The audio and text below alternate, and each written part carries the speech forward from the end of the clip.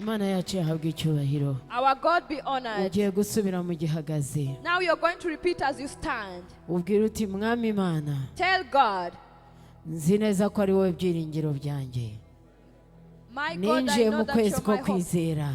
I'm in the month of faith, Kandi nzi neza and I know very ko well, mu kwizera ngomba kugira ubumenyi. in faith I have to have knowledge. Ngomba gutekereza ku ijambo ryawe. I have to meditate on your word. Ngomba gutekereza ku ijambo ryawe. I have to think about your word. Ngomba kwatura. I have to confess your word. Nkatura ko ntari umuriza ahubwo ndi umutwe. I confess that I'm not a tail but I'm a head. Nkatura ko ndi umutsinzi no kurushaho. I confess that I'm more than a conqueror. Nkatura ko ndi umunyambaraga. I confess that I'm powerful. Nkatura ko natsinze. I confess that I'm Kuko powerful. muri Kristo Yesu turi abatsinzi. In Christ Jesus we are victorious. Ibyo byose ndabihamya. All that I have Kandi testified ndabihamiriza mu ijambo ryawe. and testify using the word of God. Ijambo ryawe rirambwira The word of God tells me mu Baheburayo 13:8 in Hebrews 13:8, ngo Kristo Yesu ko yari ari ejo the way Jesus Christ ngo was, na n'uyu munsi niko ari this is how he still is. kandi ni nako azahoraho And this is iteka. how he will always be. Uko wari uri rero ni kuri. How you were is how you still are. Ibyo ndabyizeye. I have faith. Nizeye ko uyu munsi ndi bubone imbabazi. I have faith that today I have mercy. Nizeye ko uyu munsi uri bunyijize mu butsinzi. I have faith that today I will enter Kandi victory. nizeye ko amasezerano yawe yose ari bunsohoreho. I have faith that your promises will be fulfilled. Mu izina rya Yesu. In the name of Jesus. Amen. Amen. Yesu abaha umugisha. Jesus bless you. Mwakwiyicarira. You may sit. Yesu abagire neza. Jesus do good to you. Nk'uko mumaze kubyivugira. Just like you've just pronounced. Turacyari mu kwezi twatangiye ukwezi ko kuzamura kwizera kwacu. We've started a month to raise our faith. Buri iyo bakubwiye ngo ni wizere. When they tell you to have faith, ujye umenya ko ibyari biri imbere yawe byari bikomeye. just know that what was before you was so strong. Ukaba ugiye kubicishwamo no kwizera. Now you'll only go through faith. Ndavugana nawe wabonaga bikomeye. Now I'm talking to you who are seeing that things were Ndavugana difficult. nawe warebaga imbere yawe ukabona birakomeye. I'm talking to you who are seeing things are very hard. Uwiteka aravuga ngo nuzamure kwizera kwawe. God Almighty is saying, increase your faith. Ibyo wabonaga bisa n'ibikomeye biroroha. What you are seeing as strong will be simplified. Mu izina rya Yesu Kristo In the Nazareti. name of Jesus Christ of Nazareth. Haleluya. Uko Hallelujah. niko Uwiteka avuga. This is how God Almighty Uko is niko saying. Uwiteka agambiriye. This is how God is purposing. Ibikomeye biroroha. What was difficult will be Hamwe softened. no kwizera Uwiteka Imana yacu. Together with having faith to our Lord Hamwe no Almighty. kwizera Uwiteka Imana yacu. Together with having faith of Imana our Lord yacu ihabwe Almighty. icyubahiro. Our God be honored. Turacyakomezanya n'uku kwezi. Now we are continuing with this month. Dukomeje kwizera. We shall continue to have faith. Dukomeje kuzamura kwizera kwacu. We shall continue to raise our faith. Nk'uko twabonye ko kwizera icyambere kudusaba ari ukugira ubumenyi.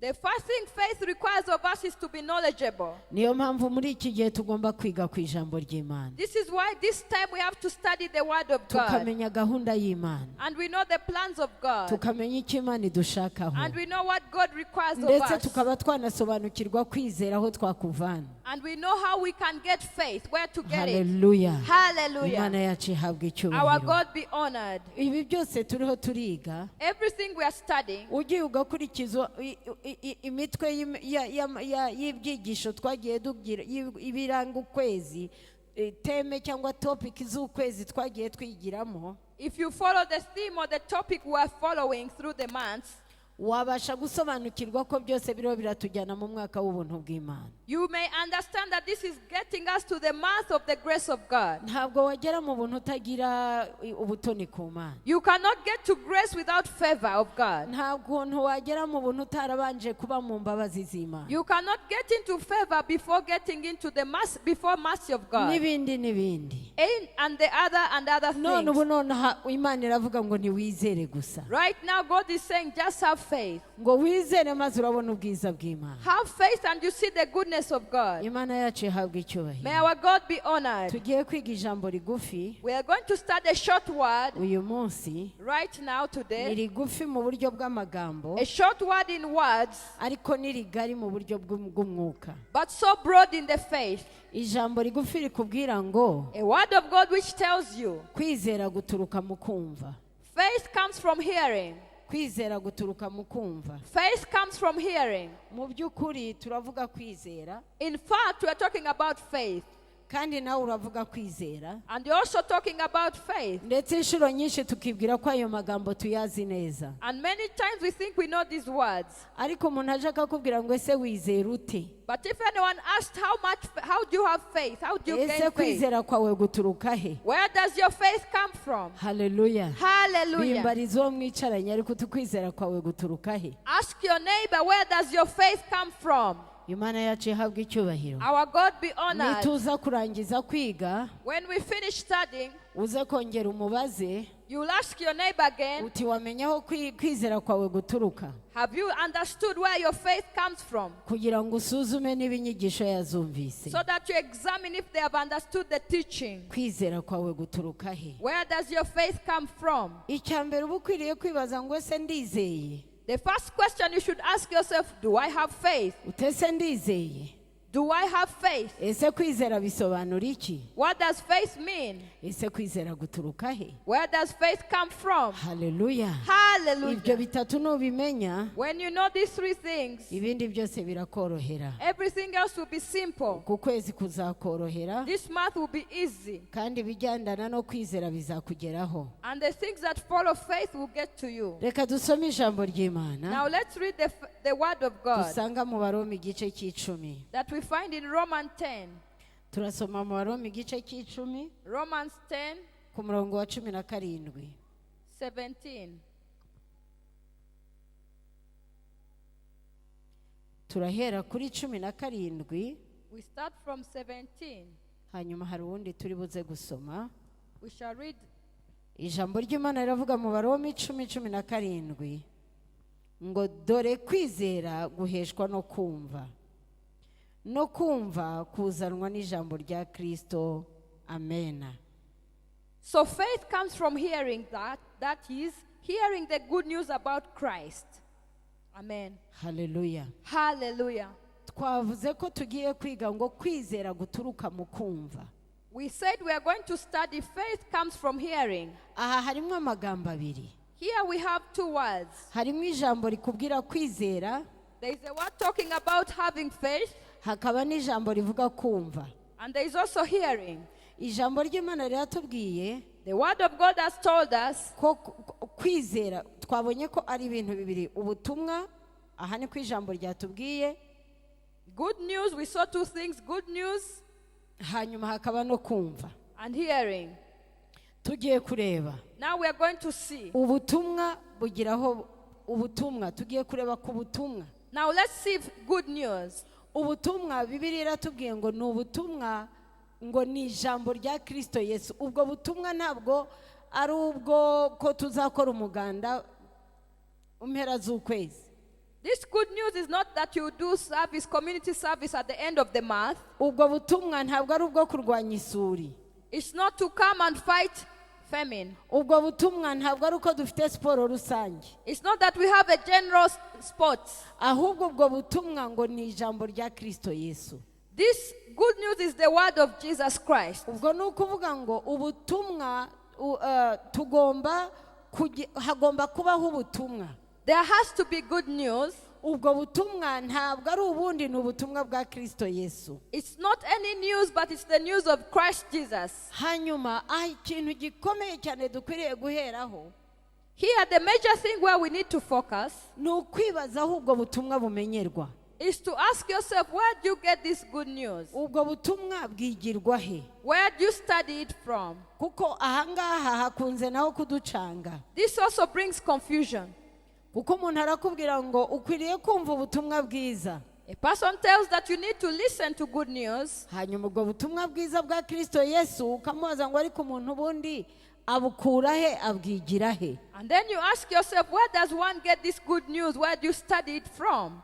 Iyo ubwira umuntu ngo urakeneye kwiga ku butumwa bwiza, When you tell someone that you need to study good news, ntekereza ko umurangira naho abwigira. I believe you also direct them where to study from. Ubu turi mu majyambere, Now we are in development. ubutumwa bwiza burigirwa ku matelefone, kuri za social media. You're learning good news on the phone and on social media. Ubutumwa bwiza turabwigira ku maradiyo, The good news is being learnt over the radio, mbese aho bivugirwa. wherever you hear them. Ariko noneho twibaze, Now let's ask ourselves, ese guhera ku gihe cya Kristo Yesu starting from the time of Jesus Christ, ndetse no mu gihe cy'Abisirayeli, even in the time of the Israelites, Imana yavuze ngo iki? what did God say? Aho niho hakomeye dukwiriye kumenya. Now this is where we need to focus and Dusome mu learn. Gutegeka kwa 2:12. Let's learn in Deuteronomy 12. Aho ndakwibutsa ko turiho turashakisha aho ubutumwa twabukura. Now we are searching where to get this good news. Gutegeka kwa 2:12. Deuteronomy 12. Gutegeka kwa 2:12 ku murongo wa 5.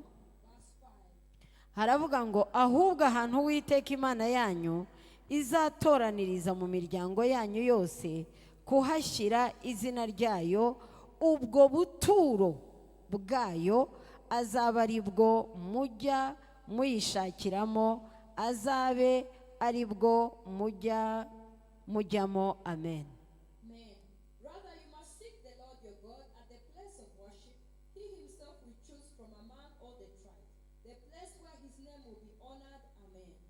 Imana yacu yahabwa icyubahiro. Our God be honored. Aha mu Gutegeka kwa 2 ni igihe Abisirayeli bariho barasohoka bava mu Egiputa. It's the time the Israelites were coming out of Egypt. Murabizi ko bari mu butayu, You know that when they were in the wilderness, bari baganditse bazengurutse ihema ry'Imana.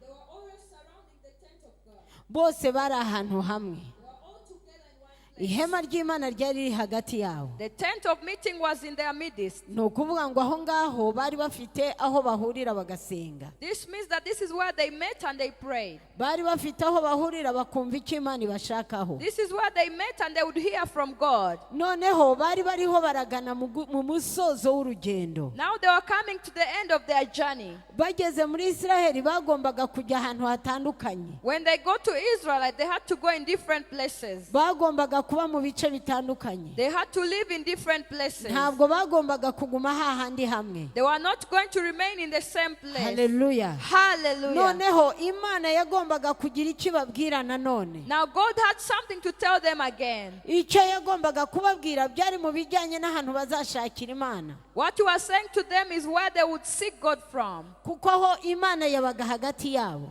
Because God used to live in their midst. None ubu bagiye kujya gutatana babe mu bice bitandukanye. Now they were going to spread and live in different places. Ese ryajwi ry'Imana bazongera kuryumvira he? Now where would they hear the voice of God? Ahangaha rero nicyo kibazo Imana yari ikemuye. Now this is the question God was trying to Ese answer. natwe ko tubayeho mu buryo butandukanye ijwi ry'Imana tugomba kuryumvira he? Even us, we live in different ways. Where can we hear the voice of God? Hari abantu muri iki gihe babyoroheje. There are some people in these days who have simplified that. Aracana televiziyo, They just switch on the television akicara mu buriri bwe, and they sit in their bed agakurikirana amateraniro kuri and televiziyo. they follow the fellowship on the television. Hallelujah. Hallelujah. Ahari imvura yaguye harakonje. Maybe it has rained and it's cold. Ahari ndashaka ko ibitotsi byanjye bitanshiraho. Maybe I don't want my sleep to be done. Ariko bene data ndashaka kubabwira ngo ibyo ni ibigezweho ariko si byo Imana yavuze. But brethren, I want to tell you that these are developments of today, but this is not what God said. Aho ushakira ubutumwa Imana yavuze ubushakira mu nzu yayo. Where you seek the good news of God is in his house. Yavuze ngo aho izitirira izina ryayo.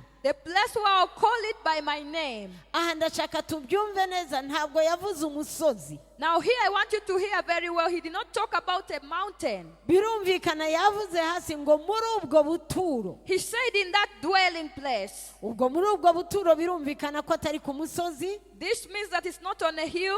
birumvikana neza ko ari ahantu mu nzu. it means that it's somewhere in a house. Ni ukuvuga ngo hari ahantu hari inzu Now this means there is a house Imana ishyiramo izina ryayo, where God blesses his name. Imana ikahitirira izina ryayo, And God calls it by his name. ngo aho niho izaba That's where he will live. kandi aho niho bazayishakira. And that's where they seek God from. Kugira ngo amina niba ubyumva Say neza. amen if you can understand.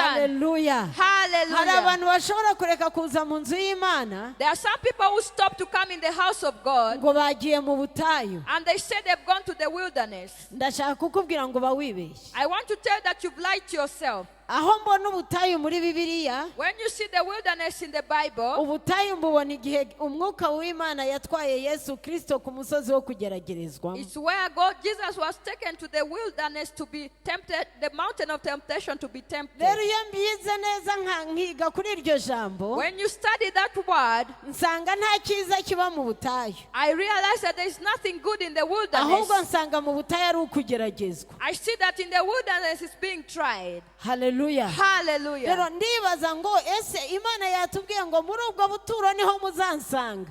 God has told us that in this place, this house, this is where you find me. Iyo umanutse gatoya ku murongo wa 7 barakubwira ngo niho muzanzanira amaturo, ngo ni naho muzarira, ngo ni naho nzabahera umugisha. When you go down in verse 7, this is where you say, this is where you bring your offerings. This is where I'll bless you from.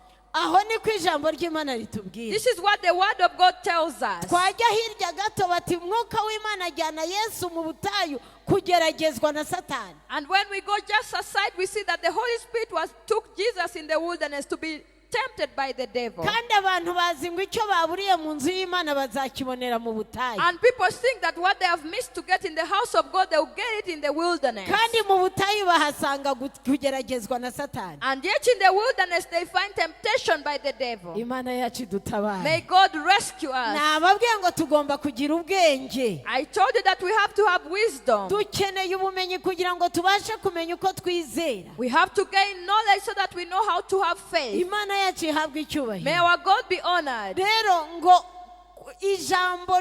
ijambo tugomba kwizereramo The word that we have to have faith in riba mu aho Imana yitiriye izina ryayo. is in a place where God has called by his name.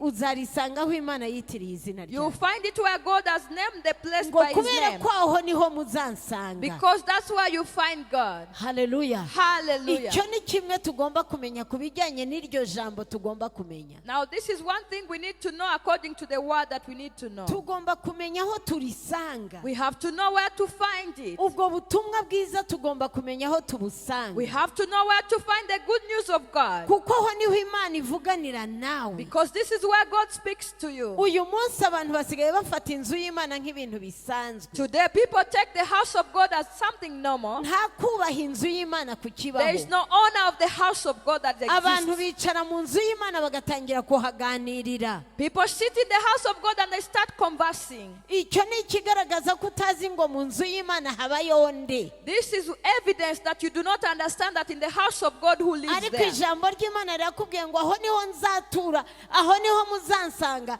muri ubwo buturo nibwo niho muzambonera. But the word of God says that this is a dwelling place where you find me. In this house, this is where you will get me. Erega ugasanga abantu nta n'isoni bafite zo kuba banavugira umuntu mu nzu y'Imana. You find people are not even ashamed to backbite someone in the house of God. Abantu bakazana amagambo atagira umumaro, atagira na gahunda mu nzu y'Imana. And people bring useless words with no plan in the house of God. Urashaka kumva ubutumwa bwiza? Do you want to hear the good news? Ngwino ubusange mu nzu Come y'Imana. and find it in the house of God. Mu nzu y'Imana niho Imana iba. In the house of God, this is where God Niko lives. ijambo ry'Imana ryavuze. This is what the word of God Ngo aho has just said. hitiriwe izina ryanjye niho This muzansanga. place that is called by my name is where you find me. Guhera uyu munsi twige kubaha inzu y'Imana. Starting from today, learn to honor the house of God. Tekereza umunsi umwe winjiye hano. Think of it when you've just come here Mu buryo bufatika bw'amaso. in a physical manner using your physical eyes. Ugasanga hari igitebe gikomeye cyane Imana Yesu Kristo yicayeho hano. And you find there is a high chair where Jesus is seated.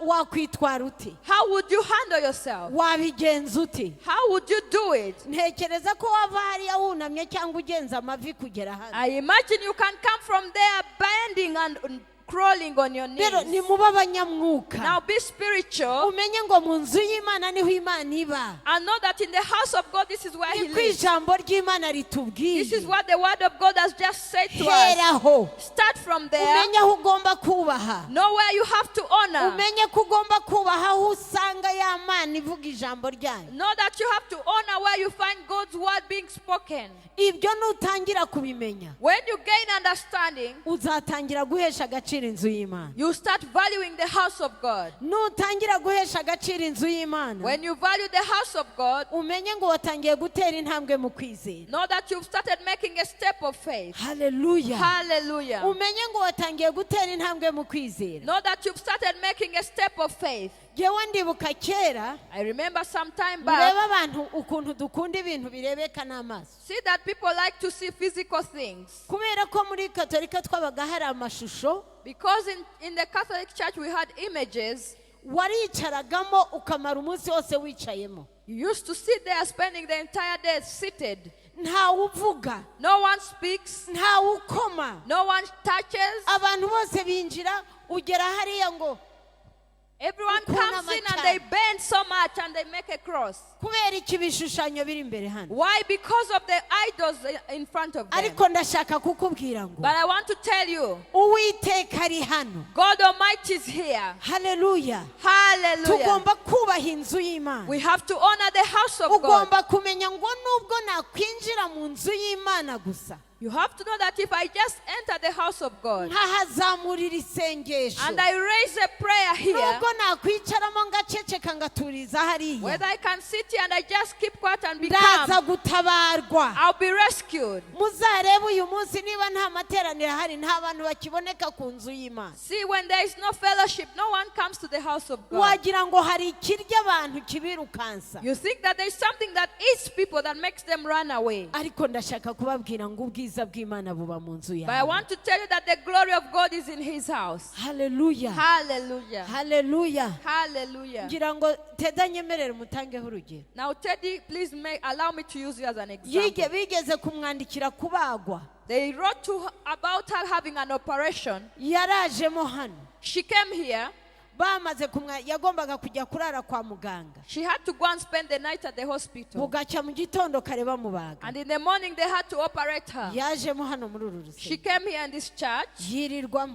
She spent the time Aravuga here. ngo ndava hano njya kwa muganga. She said, I will leave here going to hospital. Ava hano ajya kwa muganga. She left here and went to hospital. Bagiye gukontorora bya bindi bari babonye barabibura. When they went to check her and they failed to find those things. Hallelujah. Hallelujah. Ninde yamusengeye? Who prayed for her? Imana iba mu nzu yayo. God who is in the house, His Imana house. iba mu nzu yitiriwe God izina is in the ryayo. house where it's called by His Iyo name. Mana niyo ibasha kugutabara. Now that is the God who can rescue. Ya marira yawe yazane hano yariremo. Bring your tears and cry here. Bya bibazo byawe bizane hano bibwire iyo Mana. Bring your problems and tell Aho them to kujya God. wirirwa uzenguruka inzu ku yindi nzu ku yindi nzu ku yindi ubwira abana b'abantu birirwa baguseka. Instead of going from house after house telling human beings who laugh at you. Aho kugira ngo uze mu nzu y'Imana. Instead of coming to the house of God. Uze wicaraho ahari ubwiza bw'Imana. Come and sit where there is the glory of God. Uze wicaraho uvugana nayo aho nayo iri bukuvugisha. Come and sit where God will speak to you.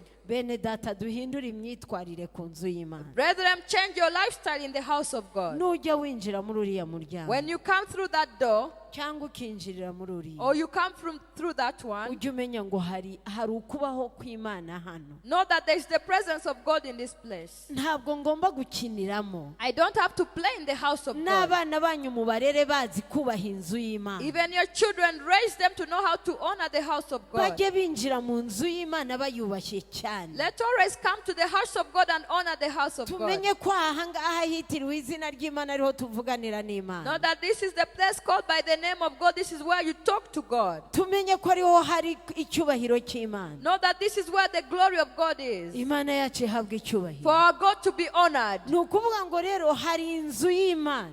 This means there is a house of Ubwo aho God. ndavuga urusengero. Now I'm talking about the church. Ariko hari n'ahandi There is also another place. aha ngiye gukora ahantu hakomeye. Now I'm going to touch a very important place. Haleluya. Hallelujah. aha ndashaka kuvuga ubumwe bw'abizera. I want to talk about the unity of believers. mwene data wakiriye ubumwe bw'abizera, Brethren who has come, who's received the menya unity ngo of umunsi believers. wakira ubumwe bw'abizera, Say that the day you received unity of believers, ijisho ry'Imana ryahise riza kuri iriya nzu. the eye of God came upon that house. ni ukuvuga ngo hatoranijwe nk'aho Imana yitiriye izina ryayo, This means it's chosen as a place that God has called by His aho name, abantu bazicara bagasenga bakabona Imana, where people will sit and see God, aho abantu bazicara bagasenga Imana igatega amatwi. where people will sit and people listen, God listens to their prayers. Haleluya. Hallelujah. rero abatuye muri ayo mazu bagomba kumenya kwigengesera, Now people living in that house have to take it with care,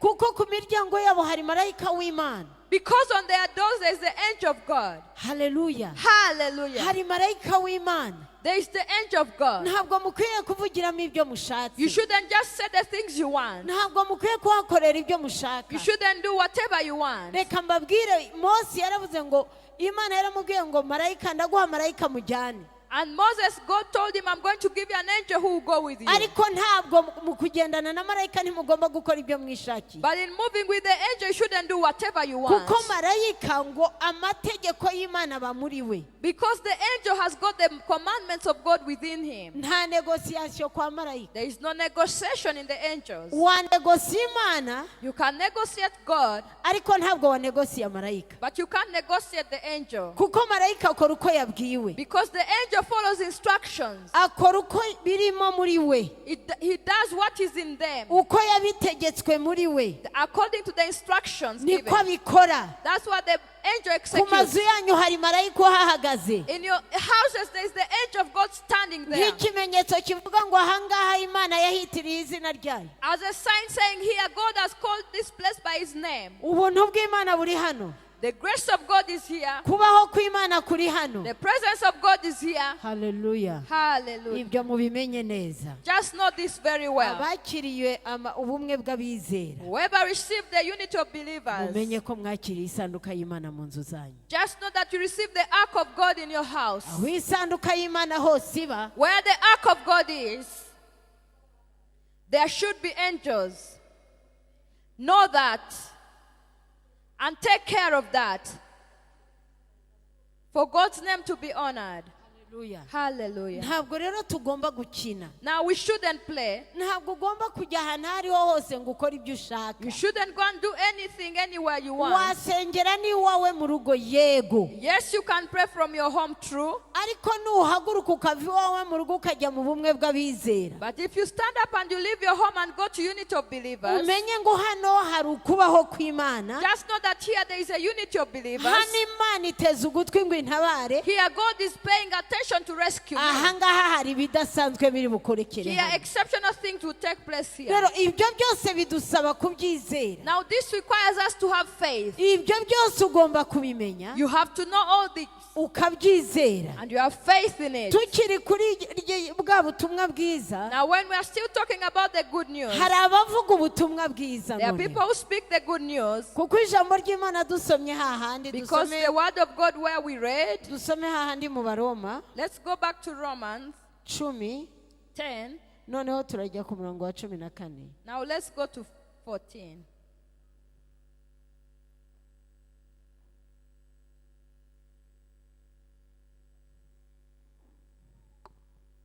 ku murongo wa 14 haravuga ngo, ariko se bazamwambaza bate bataramwizera, kandi bazamwizera bate bataramwumva, kandi bakumva bate ari nta wababwirije. Amen. Amen. Hallelujah. Hallelujah. But No. how? But how can they call on Him to save them unless they believe in Him? And how can they believe in Him if they have never heard about Him? And how can they hear about Him unless someone tells them? ubwo Amen. butumwa uzabwizera gute utarabwumva? This good news, how will you have faith before hearing it? ni ukuvuga ngo hari uburyo ugomba kubwumvamo. This means that there is a way you have to hear this news. ngo ese bazabwumva bate batabubwiwe? How would they hear this news before hearing it? ni ukuvuga ngo hari abagomba kubukubwira. This means there are people who have to tell you this news. Haleluya. Hallelujah. Aho niho twari tugeze. This is where we had stopped. Ikibazo abantu bafite gikomeye The problem that people have that is ni major ukutizera ababagezaho ubutumwa. is not to have faith the people who are bringing the news to them. Ugasanga abantu ntabwo bazi ko uwo yatumwe. And they don't know that the person has been sent. Kuko iyo urebye hepfo baravuga ngo bazababwira gute nta wabatumye. The word of God says, how would they tell you before anyone sends them? Bivuga ngo ubwo butumwa bwiza bwa Kristo bugomba kugira ababuvuga. Which means that this good news of Jesus Christ requires people who speak about it. Rero iyo twumva bavuga batubwira ubutumwa bwiza, When we hear people speaking, telling us good news, ujye umenya ko baravuga ibyo wabatumye. just know that they are saying a message by the someone who has sent them. Wikumva ko bavuga ibyabo, Don't think that they are speaking their own things, ahubwo baravuga ibyo wabatumye. but they are talking about the things that were Hanyuma sent. wizere bo binyuze mu wabatumye. Now have faith through the one who has sent them. Imana yacu ihabwe May icyubahiro. God be honored. Haleluya. Hallelujah. Apana kugenda uvuga ngo mami yaratubwiye, mami yaratumwe. And just know that, don't say that mommy said, mommy has been sent. Haleluya. Hallelujah. Vuga ngo Imana yatubwiye biciye muri mami basi. Just say that God has spoken to us through mommy. Aha niyo mpamvu tudakura mu ijambo ry'Imana. This is why we never grow in the word of God. Ureba mami aho kugira ngo urebe Imana yatumye mami. You look at mommy instead of seeing God who has sent mommy. Icyo umuntu azavugira aha ukareba ko ari Imana iriho iravugana nawe biciye muri uriya muntu, uzarushaho kugira imbaraga mu kwizera. When someone speaks something here and you see that it's God speaking through the person, you get more strength and have Hallelujah. faith. Hallelujah. Haleluya. Hallelujah. Ubwo nutangira kubona Imana mu uriho aravugana nawe, ntabwo uzongera gushyira ku gipimo abakozi b'Imana. Now when you start hearing God through the people who have been sent, you never put people on a measurement to measure Iyo ari them. runaka yabwirije simfashwa. When so and so has preached, it doesn't help me. Ni ukubera ko urareba runaka ntabwo ureba Imana yatumye runaka. It means you're focusing on the person and you're not seeing God who has sent that person. Murashaka kwizera. Do you want to have faith? Haleluya. Hallelujah. Kuko muri Luka igice cya mbere ku murongo wa 37. Luke 1:37. Ngo nta kinanira Imana, kuwizera nta cyananirana ku Mana. There is nothing impossible for the one who is believing God. Kuwizera nta cyananira Imana. Whoever has faith, nothing is impossible for Ibyo God. ubona byifungafunganiye imbere yawe nuko nta kwizera ufite. Whatever you see that is difficult before you is because you lack faith. Kandi kwizera kwawe urakubuzwa nuko utegereje ngo Yesu azagaruka kandi agire hano, ntawe uzabona. And why you lack faith, you think that Jesus is coming to step here, you never see Jesus. Yesu arahari mu buryo bw'umwuka. Jesus is here in a spiritual way.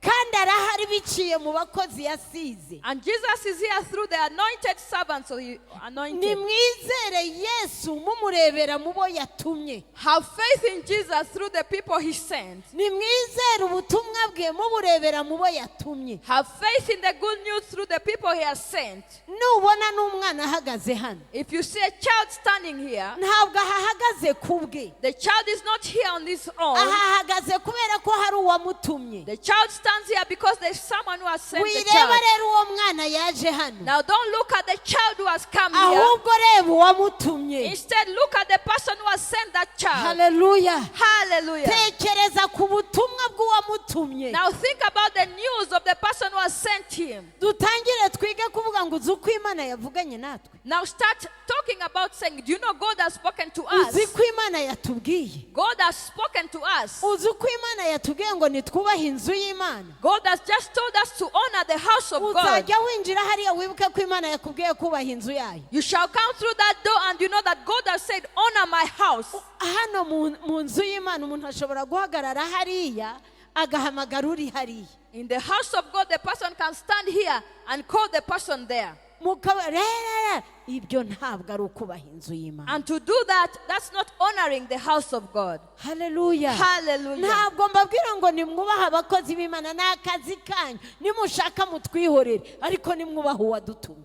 But I am not telling you that honor the servant of God. I'm saying that's your problem. But honor the person who sent us. ibyo tubabwira reka kumva ko ari twe twabibabwiye ko dusoma ijambo ry'Imana. What we tell you, don't say that we are the ones who have said it, because we read the word of God. iby'Imana bizagira imbaraga mu buzima bwanyu nimutangira kumenya ko mwizera uwatumye muhereye mu bo yatumye. The things of God will have power in your life if you believe in the one who sent the servant of nubwo God. umuntu yavugira ahadedemanga Even if someone speaks here stammering, ntacyo bitwaye, there is no problem. we ukuramo ibyo uwatumye yavuze. You just speak out the message of the one who has been sent. Yizere, Have faith. aho niho uri bugendera ukazamugura kwizera kwawe. This is where you increase your faith. Haleluya. Hallelujah. ahari wakwibwira ko ibyo ndiho ndakubwira byoroheje, Maybe you think what I'm telling you is simple, ariko iyo ngiyo niyo fondasiyo. but that's the firm foundation. aho niho ugomba guhera. That's where you need to start. ugomba guhera mu kubaha iby'Imana, You have to start in honoring the things of God. ukubaha inzu y'Imana, And you honor the house of God. ukubaha aho ugiye mu bumwe bw'abizera. And you honor the place where you're going in unity of kabone niba ari believers.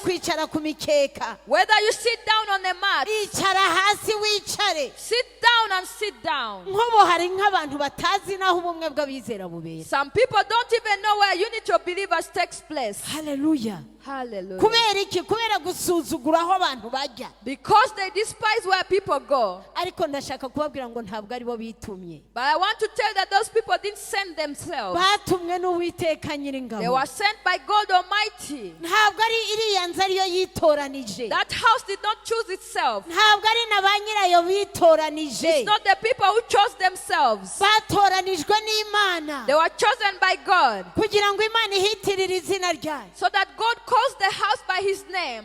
bantu b'Imana, People of God, mureke gukinisha iby'Imana, stop playing with the things of God. nimureke gukina. Stop playing. igihe kirageze ngo twinjire mu mbaraga zo kwizera Imana, Time has come for us to enter into the power of having faith in God. kandi kuzamura kwizera bizaturuka mu kumenya ukuri. Now, when we increase our faith, we come from here knowing the truth. Jye buriya nta nubwo tubyumva kimwe ntacyo yambwira. This person, we don't agree.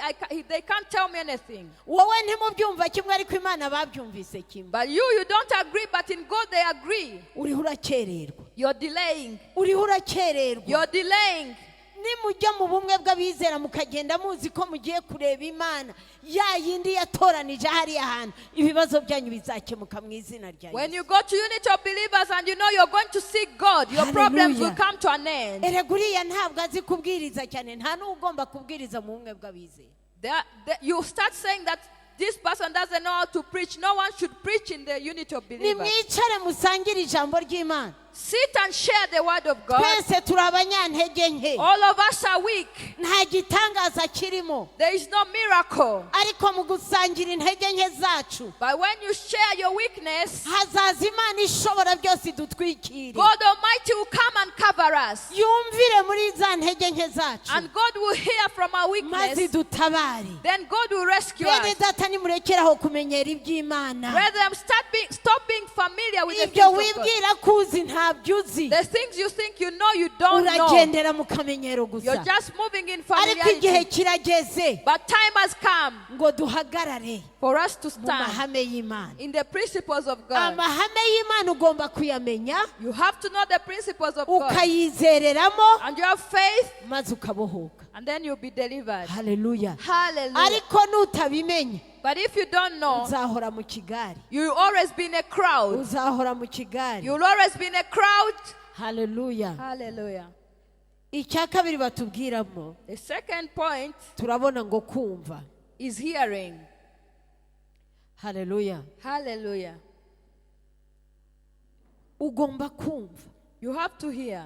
hari abantu baza mu nzu y'Imana There are people who come to the house of God bakaza bazanywe no kuramya no guhimbaza. and they just come to worship and praise. aho ngaruke no kuri kwaya. Now let me also come back to the choir. hari abo njya nsohoka ngasanga bateye udutebe hano inyuma. There are some people I come out and I find they have put their chairs outside kubera iki? kubera ko barangije kuririmba, because they've finished worshiping. barangiza bagahita basohoka bakajya mu nkuru. Then they come out and go and talk outside there. bataha bagataha binanura ngo ngo umurimo w'Imana.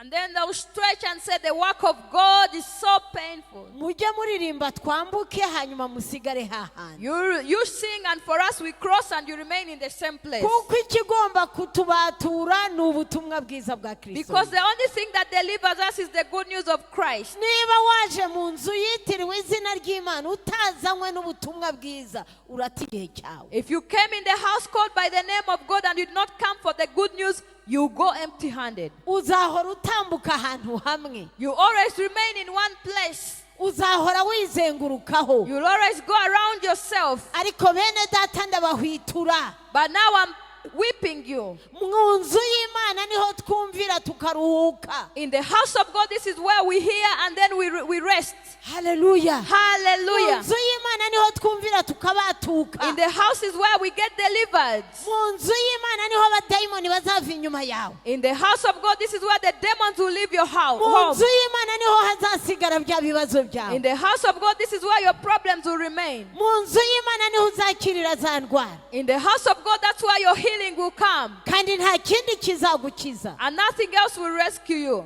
kumva ijambo ry'Imana. Only hearing the word of kumva God. ubutumwa bwiza And bw'Imana. hearing the good news of God. Hallelujah. Hallelujah. hari abo burya mu matwi. Some people, this news itches them. impamvu hari abo burya mu matwi. Some people are itched by the news nuko bwuzuye imbaraga. because the news is filled with power. nuko bwuzuye imbaraga. Because there is power in the good news. Hallelujah. Hallelujah. tugomba kubwumva. We have to hear. bukagenda bukagera no mu maraso. And the news goes up to the blood. bukagenda bukagera no mu magufa. And it goes up to the bone. tukamenya ko Kristo Yesu ari muzima. And then we know Christ Jesus is alive. tukanabitangariza Satani. And then we announce to the devil. tukabyizereramo. And we have faith. tukahagarara turi And then abanyambaraga. we stand in power. Hallelujah. Hallelujah. Hallelujah. Hallelujah. kwizera guturuka mu kumva. Faith comes from hearing. kwizera guturuka mu kumva. Faith comes from hearing. ntabwo uzamenya amabanga y'Imana utumvise. You never know the secrets of God without hearing. none se jyewe sinsoma ijambo ry'Imana. And then you start saying, don't I read the word of God? ariko nyamara wa wundi yatumwe But the one who was sent, bazamuha n'ubushobozi bwo kukubwira ibiruta ibyo wowe wisomeye. they will give them the ability to even read more than what you just to tell you more than what you read. Imana yacu yahabwa icyubahiro. May your God be honored. ngiye kurangiriza kuri aka kantu. Now I'm going to finish on this last ni one. byiza kumva ijambo ry'Imana. It's good to hear the word of God. haba kuri social, hari kuri YouTube, haba hehe simbizi, ni byiza. Yes, it's good on social media, on TV. It's good. ariko ndashaka kukubwira ngo But I want to tell you, iyo ndiho ndategura ijambo ry'Imana, when I'm preparing the word of God, umwuka w'Imana abanza kunganiriza ku mitima y'abari buze kumva ijambo ry'Imana. the Spirit of God then talks about the hearts of the people who are going to hear the word. uriho urumva ijambo ry'Imana ryo muri Nigeria. Now you're hearing the word of God in Nigeria. uriya mukozi w'Imana wo muri Nigeria, That servant of God in Nigeria, Imana yamuganirije ku mitima yo muri ririya torero. God told him about the hearts of the people in that church. ahari ikibazo cyawe ntabwo kirimo. Maybe your problem is not there. hanyuma hagera kujya mu nzu y'Imana, Now when it comes to come to the house of God, hahandi Imana yarondoye imitima yanyu, where God has searched your heart, hahandi Imana yatanze ijambo ikurikije abari buze, where God has given a word based on the people who come, ikaritanga ikurikije abo yagendereye gukiza, and He gives it according to the people ready to be healed, wowe ntabwo urimo. you won't be there. uricaye ngo za social media zaraje, You're seated on the social media, biriho birakuvangira. and things are confusing you. mwene data, Brethren, sinkubujije kujya kuba wiyumvira n'ibivugwa hirya no I'm hino. not stopping you from going to hear things that you hear east-west. sinkubujije kwiyumvira abandi aho bageze mu mwuka, I'm not stopping you from hearing where others have reached in the spirit. ariko ijambo rizakubatura riri mu nzu y'Imana iwanyu. But the word of God which will deliver you is in the house of God, your house of God. riri mu nzu y'Imana yanyu. It's in the house of God that where you belong. Haleluya. Hallelujah. marayika w'iri torero azaba aririmo. The angel of God knows the ones here.